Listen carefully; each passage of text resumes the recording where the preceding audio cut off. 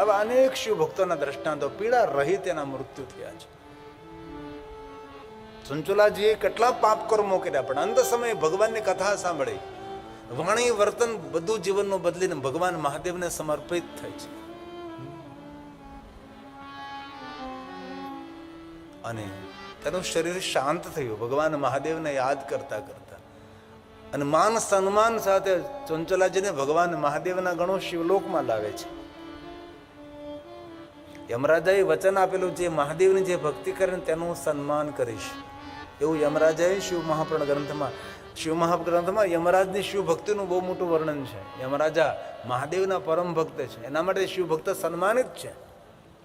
માન સન્માન સાથે ભગવાન શંકરના ગણો શિવલોકમાં લાવે છે. અને ભગવાન મહાદેવ બિરાજે છે અને ગણો કહે છે, ચંચુલાજી તમારી ભક્તિનું ફળ છે. ભગવાન મહાદેવ બિરાજે, જાઓ દર્શન કરો ભગવાન શંકરજીના. ચંચુલાજી ભગવાન મહાદેવની સામે ઉભા રહે છે, ભગવાન શિવનું દર્શન કરે છે. પણ ભગવાન મહાદેવને કહે છે, ભગવાન એવું તો મારું કેટલું પુણ્ય કે ભગવાન મહાદેવજી મને શિવલોક પ્રાપ્ત થયો છે. ભગવાન શિવ કહે છે, ચંચુલાજી ભલે જીવન પર્યંત તમારથી અજાણતા જે કઈ પાપ કર્મો, જે કઈ કુકર્મો થયા તે થયા, પણ મારી જે ભક્તિ કરે છે તેના પાપ કર્મો અને કુકર્મોમાંથી અને કર્મોના બંધનોમાંથી હું મુક્ત કરું છું. ભલે થોડી તમે ભક્તિ કરી, પણ તમે ભગવાન મહાદેવના લોકના અધિકારી બન્યા છે. અને ભગવાન શંકરજી ચંચુલાને કહે છે કે હે ચંચુલાજી તમે કઈ મારી પાસેથી વરદાન માગો. ચંચુલાજી કહે છે, ભગવાન મારો માગવાનો કયો અધિકાર, જીવન પર્યંત મેં પાપ કર્મો કર્યા, એ તો ભગવાન મહાદેવ આપની કથાનું મેં શ્રવણ કર્યું અને કથા સાંભળતા મારું જીવન પરિવર્તન થયું. અને ભગવાન મહાદેવજી મને આપનું લોક પ્રાપ્ત થયું, મને મહાદેવજી આપના દર્શન થયા. મારો માગવાનો કોઈ અધિકાર નથી. અરે ચંચુલાજી તમને જે યોગ્ય લાગે તે માગી શકો છો. ચંચુલાજીએ કહ્યું, ભગવાન મહાદેવ વધારે અધિક તો તમારી પાસે મારે નથી માગવું, પણ એટલી પ્રાર્થના ભગવાન સૂર્ય ચંદ્ર પૃથ્વી રહે ત્યાં સુધી ભગવાન મહાદેવ આપના લોકમાં મને નિવાસ મળે ને આપનું દર્શન કરો, આપને ગણ બનો. ભગવાન મહાદેવજી કહે, ચંચુલાજી જરૂર આપના પુણ્યના ફલ સ્વરૂપે આપ મારા ગણ બનવાને અધિકારી છો, પણ સાંભળો ચંચુલાજી, જો જરા કોણ આવે છે. ચંચુલાજી જોવે છે, આ મા પાર્વતી આવી રહ્યા છે.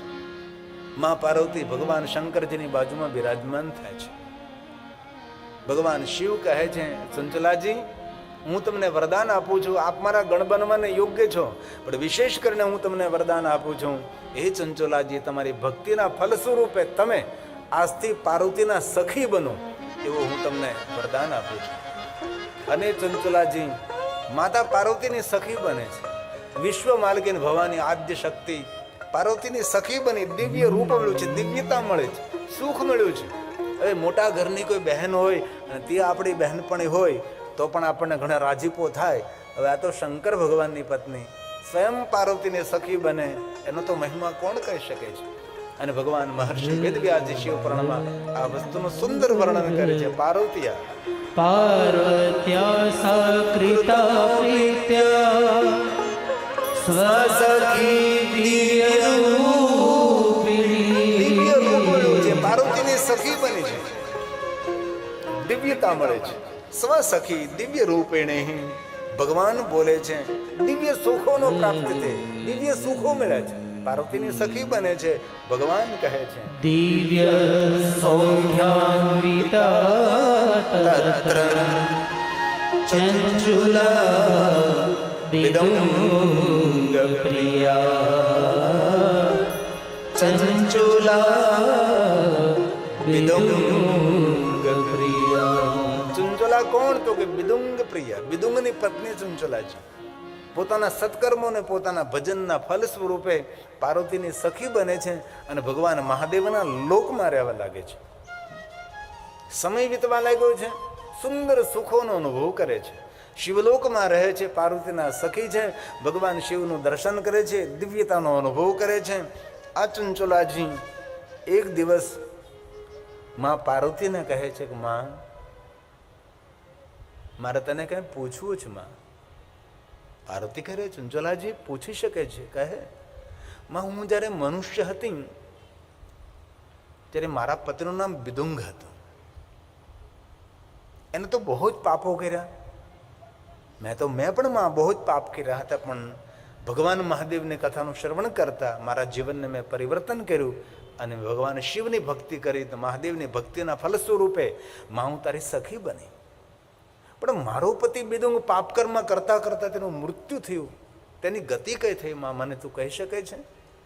એ સમયમાં પાર્વતીએ જોયું, સાંભળ ચંચલા, તારો પતિ બિદુંગ બહુ જ બધા પાપ કર્મો કર્યા, અનેક પ્રકારના નરકોની યાતના ભોગવી, પાપ પુરાણ થયા, વિંધ્યાચલ પર્વતની ગુફામાં પીડા ભોગવે છે, રુધિરના આંસુથી રુદન કરે છે, બહુ દુઃખી છે. હવે ચંચલાજી કહે છે, માં મારા પતિ માટે હું શું કરી શકું જેથી કરીને સુખી થાય, તેનું પણ મંગલ અને કલ્યાણ થાય. ત્યારે માં પાર્વતી કહે છે, ચંચલા, તારો પતિ જો મહાદેવની કથાનું શ્રવણ કરે અને તારા પતિને શિવજીના ચરણોમાં જો પ્રેમ થાય અને ભગવાન મહાદેવની કથા સાંભળવામાં તેની પ્રીતિ જાગે, શ્રવણ પ્રીતિ લાલસા, તો જરૂર તે જીવાત્માનું મંગળ થશે. ત્યારે ચંચલાજી કહે છે, માં સાંભળ, મારો પતિ જ્યારે મનુષ્ય તો ત્યારે તેને કથા સાંભળવાનો વિચાર ન કર્યો, કથા સાંભળે, હવે તો પ્રેત બન્યો, હવે તો કથા તેને કોણ સંભળાવે? હવે તો ભૂત બની, પ્રેત બની, વિંધ્યાચલ પર્વતની ગુફામાં પીડા ભોગવે છે. માં હવે તો સંભવ કઈ રીતે બને? મનુષ્ય અવતાર જ્યારે હતો તેની પર અવસર હતો ત્યારે કરી ન શક્યો, હવે તો પ્રેત બન્યો, હવે તો કઈ રીતે કરી શકે છે? અને મનુષ્ય જન્મ એવો એક જન્મ છે કે આ જન્મમાં બધું જ આપણે કરી શકીએ છીએ. સત્સંગ કરી શકીએ, સેવા કરી શકીએ, પુણ્ય કરી શકીએ, ઘણું બધું કરી શકીએ, તીર્થયાત્રા કરી શકીએ, અર્ચન, પૂજા, દર્શન, તપ, સાધન, અનુષ્ઠાન બધું જ આ મનુષ્ય અવતારમાં માણસ બધું જ કરી શકે છે. અન્ય કોઈ અવતારની અંદર આપણે આ બધું કરી શકતા નથી. ભગવાન આપણને મનુષ્ય અવતાર આપ્યો છે. માતા પાર્વતી ચંચલાને સમજાવે છે, એક કામ કર ચંચલા, તારી સેવાથી બહુ પ્રસન્ન છું, તારા પતિની ગતિ માટે આપણે કોઈ યુક્તિ કરીએ. શું કરીએ માં પાર્વતી કહે છે, ગાંધર્વ રાજને બોલાવું છું, જે ગાંધર્વનો રાજા છે. ગાંધર્વ રાજ આવે છે, જેનું નામ તુંબુરુજી છે, જે ભગવાનની કથા ગાવામાં બહુ જ કુશળ છે. માતા પાર્વતી કહે છે, તુંબરુજી, તમે વિંધ્યાચલ પહાડમાં જાઓ અને વિંધ્યાચલની અંદર જઈને ભગવાન મહાદેવની કથાનું ગાયન કરો. અનેક ઋષિ મુનિઓ ત્યાં તપસ્યા કરતા હશે, એમને કથા સાંભળવાનો અવસર મળે. અને વિશેષ કરીને એ વિંધ્યાચલની ગુફાની અંદર એક બિદુંગ નામનું પ્રેત રહે છે, અતૃપ્ત છે અને રુધિરના આંસુથી રડે છે, બહુ દુઃખ ભોગવે છે. એને દુઃખમાંથી મુક્ત કરો અને તેને કથા સાંભળાવતા જીવાત્માનું મંગલ અને કલ્યાણ થાય, તે જીવાત્માનું સુખ થાય. તેથી માતા પાર્વતીને કહેવાથી ગાંધર્વ તુંબુરુજી વિંધ્યાચલ પહાડમાં જાય છે. વિંધ્યાચલ જઈને ભગવાન શિવજીની કથાનું ગાયન કરે છે. ખૂબ હૃદયથી ભાવથી ભગવાન મહાદેવના પ્રસંગો વર્ણવે છે. ભગવાન શિવજીને અનેક સ્તુતિઓ ગાય છે, સ્તવનો ગાય છે, અષ્ટક ગાય છે, ભગવાન શિવજીનો ખૂબ મહિમા ગાય છે. પણ પેલો બિદુંગ છે એ કથામાં નથી આવતો, પણ મંત્ર શક્તિનો પ્રયોગ કરી અને આ બિદુંગને, આ પ્રેતને કથાનું શ્રવણ કરાવે છે. અને ભગવાન મહર્ષિ વેદવ્યાસજી કહે છે, કથા સાંભળતા સાંભળતા બિદુંગ પાપમાંથી ધીરે ધીરે મુક્ત થવા લાગે છે અને ભગવાન શિવજીના ચરણોમાં તેને પ્રેમ થવા લાગે. શિવસ્ય શરણમ વ્રજ, શિવાનુગ્રહ તો સર્વ પાપ. શિવના ગ્રહથી, શિવના બહુ જ અનુગ્રહથી તે બિદુંગ પણ પાપમાંથી મુક્ત થવા લાગ્યું. મા ભૈષી દ્વિજ પત્ની ચંચુલાની પ્રાર્થનાથી આ બિદુંગને ભગવાન મહાદેવની કથા સાંભળવાનો અવસર પ્રાપ્ત થયો છે. ભગવાન કહે, મા ભૈષી દ્વિજ પત્ની ત્વમ શિવસ્ય શરણં વ્રજ, શિવાનુગ્રહઃ સર્વં પાપં સદ્યોનિ નશ્યતિ. જીવનના દરેક પાપમાંથી ભગવાન મહાદેવની કથાનું શ્રવણ કરવા માત્રથી મુક્ત થાય છે. અને આ પિશાચા ભૂત પ્રેત જે પીડા ભોગવી રહ્યો હતો એ ભગવાન મહાદેવની કથાનું શ્રવણ કરવા લાગ્યો છે. અને ભગવાન શિવની કથાનું શ્રવણ કરવાથી આ બિદુંગ નામના પ્રેતને પુણ્ય નથી મળ્યો, મહાપુણ્ય પ્રાપ્ત થયું છે. કારણ કે શંકર ભગવાનની સાથે જે વસ્તુ જોડાયેલી છે એ પુણ્ય નથી, એ મહાપુણ્ય છે. આપણે સૌ જાણીએ છીએ કે આ શિવ પુરાણ નથી કહેતા, શિવ મહાપુરાણ કહીએ છીએ. ભગવાન શિવજીને દેવ નથી કહેતા, આપણે મહાદેવ કહીએ છીએ. શિવજીની પૂજાને પૂજા નથી કહેતા, મહાપૂજા કહીએ છીએ. શંકર ભગવાનને આરતીને આરતી નથી કરતા, તેને મહાઆરતી કહીએ છીએ. ભગવાન શિવજીના પ્રસાદને પ્રસાદ નથી કહેતા, મહાપ્રસાદ કહીએ છીએ. ભગવાન શિવજીને રાત્રિને રાત્રિ નથી કહેતા, મહાશિવરાત્રિ કહીએ છીએ. ભગવાન મહાદેવની કથા અદ્ભુત નથી, મહા અદ્ભુતામ કથામ. કથા સાંભળનારો ભાગ્યવાન નથી, મહાભાગ્યવાન છે. કથા સાંભળવાથી પુણ્ય ન મળે, કથા સાંભળવાથી મહાપુણ્યની પ્રાપ્તિ થાય. આવું શિવમાં આપણા ગ્રંથમાં કહ્યું છે. તેથી આ બિદુંગને, આ પ્રેતને કથા સાંભળતા પિશાચને મહાપુણ્ય મળ્યું છે. આવું ભગવાન વેદવ્યાસજી શિવપુરાણ ગ્રંથમાં કહ્યું. સપિશાચો મહાપુણ્યમ. આ પ્રેતને મહાપુણ્ય પ્રાપ્ત થયું છે. શ્રુત્વા શિવ પુરાણમ. ભગવાન મહાદેવની કથાનું શ્રવણ કરવાથી મહાપુણ્ય મળ્યું છે. જે પાપનો જે કલેશ હતો, જે કલહ હતો, જે કલમાશ હતું, એ બધું જતું રહે છે. વિધુય કલુષમ સર્વમ જૌપૈશાચકમ વપુ. ભૂતનું શરીર છૂટી ગયું, પિશાચનું શરીર છૂટી ગયું. શું કહ્યું? જૌપૈશાચકમ વપુ. વપુ મતલબ શરીર. તેને દિવ્ય અંગની પ્રાપ્તિ થઈ, દિવ્યતાની પ્રાપ્તિ થાય. અનુભવ કરવો જીવનમાં. થોડા દિવસો માટે જપ તપ સાધન અનુષ્ઠાન ઉપાસના અને સંપૂર્ણ ભગવાનમય જીવન જીવવું. આપણા રૂપ રંગ અણસાર રહેણી કહેણી બધું બદલાઈ જાય છે. એક પવિત્ર 3 મહિનો આપણે ભગવાન શિવની ઉપાસના કરીએ તો 1 મહિનામાં આપણા રૂપ રંગ અણસાર, આપણા આંખનો રંગ બધું જ બદલી જાય છે. કોઈ પણ માણસ ભગવાનની સાધના કરે તેનામાં ભગવાન જેવા ગુણો આવવા લાગે છે, તેમાં ભગવાન જેવી અણસાર આવવા લાગે છે. કહે પ્રીતમ તમે ઓળખો અણસારે, હરિના જન તો હરિ જેવા. જે ભગવાનના ભક્તો બને છે તેનામાં ભગવાન જેવા સદગુણ ઉતરવા લાગે છે. કહે પ્રીતમ તમે ઓળખો અણસારે, અણસારે તેને ઓળખી જાઓ કે આ ભગવાનના ભક્ત છે. આ બિદુંગમાં દિવ્યતા આવી. પ્રેત તો પ્રેતનું શરીર છૂટી ગયું, પુણ્યની મહાપુણ્યની પ્રાપ્તિ થાય છે. અને ભગવાન શિવને યાદ કરવા લાગે છે અને ભગવાન મહાદેવના ગણો આવે છે. અને બિદુંગ નામનો જે પ્રેત હતો દિવ્ય અંગની પ્રાપ્તિ થઈ અને ભગવાન મહાદેવના લોકમાં આવે છે.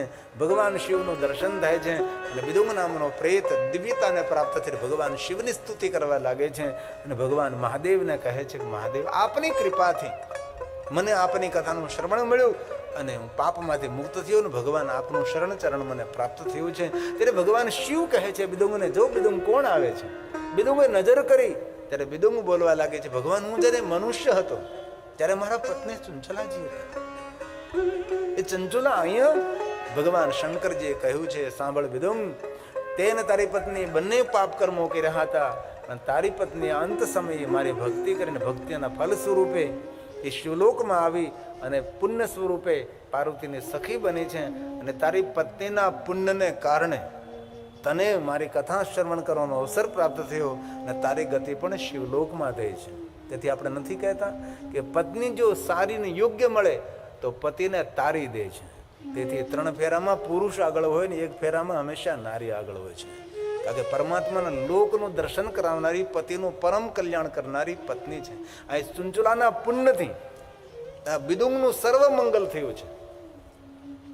અને ચંચલાજી બિદુંગની બાજુમાં ઉભા રહે છે. માતા પાર્વતી આવે છે, શંકર ભગવાનની બાજુમાં બિરાજમાન થાય છે અને બિદુંગ અને ચંચલાજી બંને ભગવાન શિવજીને પ્રણામ કરીને પ્રાર્થના કરે છે.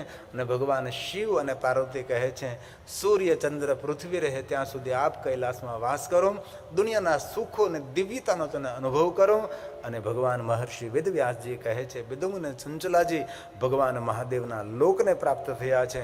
અને જે કોઈ આ કથા સાંભળે છે તેને સંપૂર્ણ શિવ મહાપણ સાંભળવાનું પુણ્ય પ્રાપ્ત થશે અને તેના પિતૃ તૃપ્ત થશે. આવો મહિમા શિવ મહાપણ ગ્રંથના 1 શ્લોકમાં કહ્યો છે.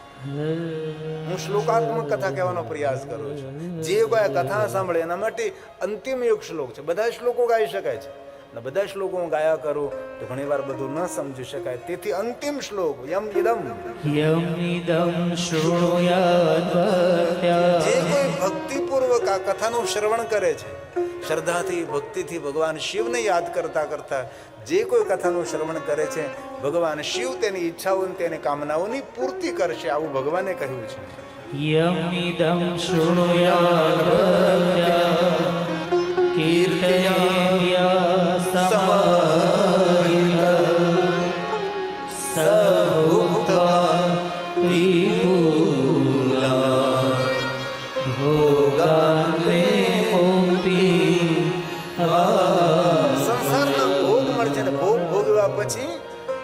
ભોગાંતે મુક્તિ વાપ્નુયા. તે જીવાત્માને સંસારના સર્વ સુખ સર્વ ભોગ મળશે અને ભોગ ભોગવવાની શક્તિ મળશે અને બધા જ ભોગોને ભોગવી લીધા પછી એ જીવાત્મા મુક્તિને પ્રાપ્ત થશે. જે આ કથાનું શ્રવણ કરે છે એવું ભગવાન મહર્ષિ વેદવ્યાસજીએ શિવ મહાપડ ગ્રંથના પ્રારંભમાં કહ્યું છે. આ મહાત્મય કથા છે. કથા સાંભળતા આપણે કાંઈ નવું સર્જન નથી કરવાનું. કથા સાંભળતા એક જ વાતને પકડવાની છે, બસ સંસારિક વ્યવહારિક કામો બધાય પૂર્ણ કરતા કરતા આત્મકલ્યાણનો માર્ગ આપણે ભૂલી ન જઈએ તેની ખૂબ કાળજી રાખવી.